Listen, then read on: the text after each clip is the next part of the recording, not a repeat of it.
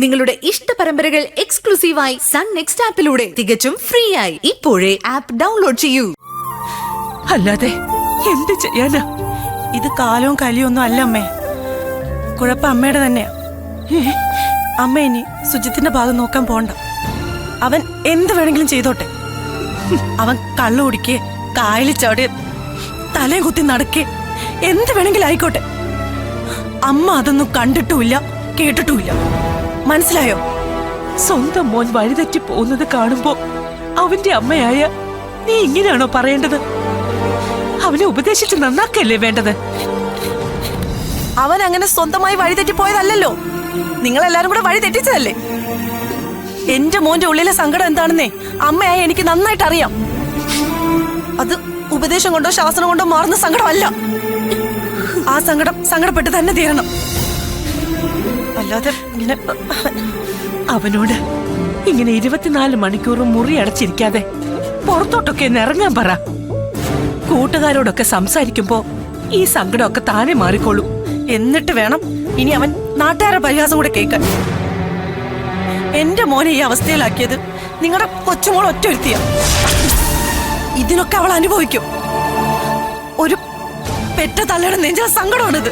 നീ ഇങ്ങനെ സങ്കടപ്പെടല്ലേ മോളെ. സുജിത്തിനെ നമുക്ക് നേരെയാക്കി എടുക്കാം. അതിനൊരു വഴിയുണ്ട്. അഞ്ജലിയുടെ സ്ഥാനത്ത് അവന്റെ മനസ്സിൽ വേറൊരു പെണ്ണ് വന്ന അതോടെ പഴയതെല്ലാം അവൻ മറക്കും.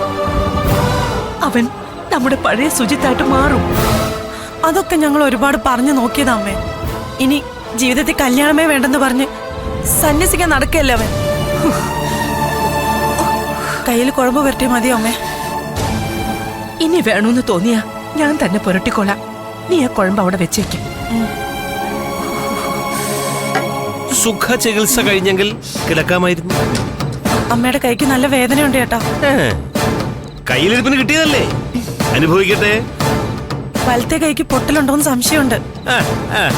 നാളെ വേണമെങ്കിൽ ഒന്ന് ആശുപത്രി കൊണ്ടുപോയാലോ? എക്സ്റേ എടുത്ത് നോക്കിയാൽ അറിയാലോ. എന്തിന് എക്സ്റേ ആക്കുന്നു?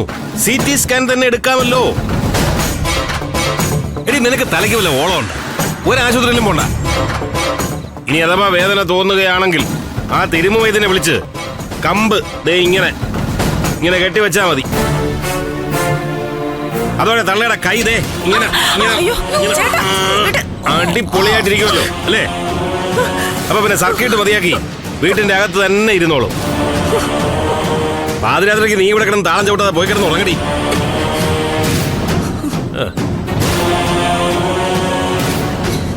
ഇനിയെങ്കിലും ആ ചെറുക്കന്റെ കൈവാക്കിന് പോയി നിൽക്കാതിരുന്നാൽ നിങ്ങൾക്ക് കൊള്ളാം. മനസ്സിലായ?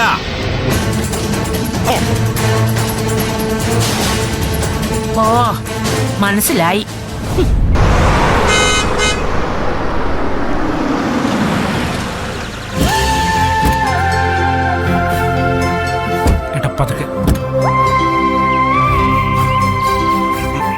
സൂക്ഷിച്ച്.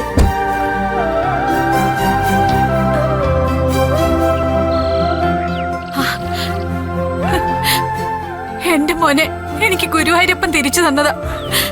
എനിക്ക് കുഴപ്പമൊന്നുമില്ല അമ്മേ. ഏട്ടാ, അകത്തേക്ക്.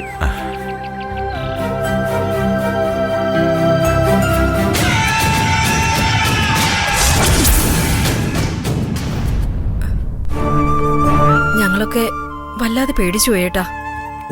എന്തിനു പേടിക്കണം? കുറച്ചു ദിവസം കൊണ്ട് ഞാൻ പഴയതിനെക്കാളും സ്മാർട്ടാവില്ലേ? അങ്കിള് ഡിസ്ചാർജ് ആയ സ്ഥിതിക്ക് ഞാൻ ഇനി വീട്ടിലേക്ക് പോട്ടെ.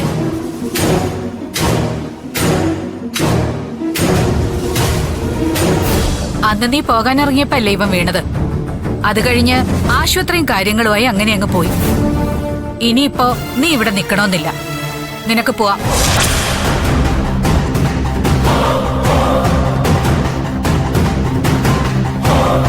ശ്വേത എങ്ങോട്ടും പോകുന്നില്ല.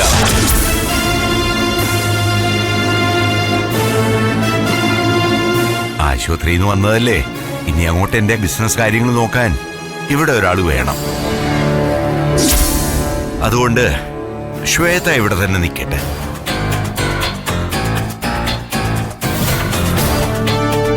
ഏട്ടന്റെ ഇവിടുത്തെ കാര്യങ്ങളൊക്കെ നോക്കാൻ ഞങ്ങളൊക്കെ ഇല്ലേ? ആരും ഒന്നും പറയണ്ട.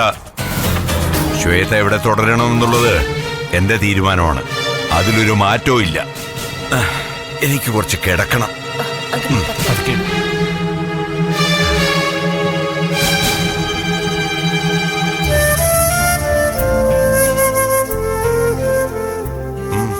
ഏട്ടാ ഞാൻ പിടിക്കാം.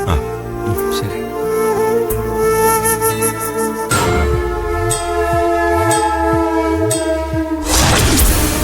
രാജ്മോഹന്റെ ശരീരത്തിലേക്ക് വിഷം കടന്നിരിക്കുന്നത് അയാൾ കുടിച്ച കോഫിയിലൂടെയാ.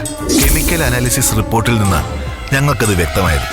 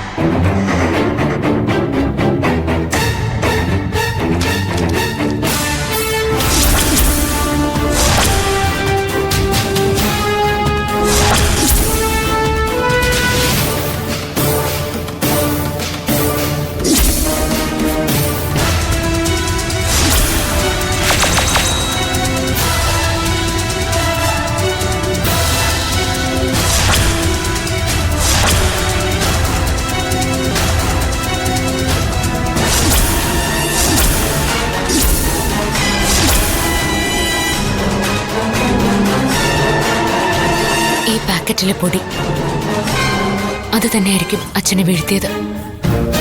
അതെന്താണെന്ന് കണ്ടുപിടിക്കണം. ലാബിൽ അയച്ച് പരിശോധിക്കണം.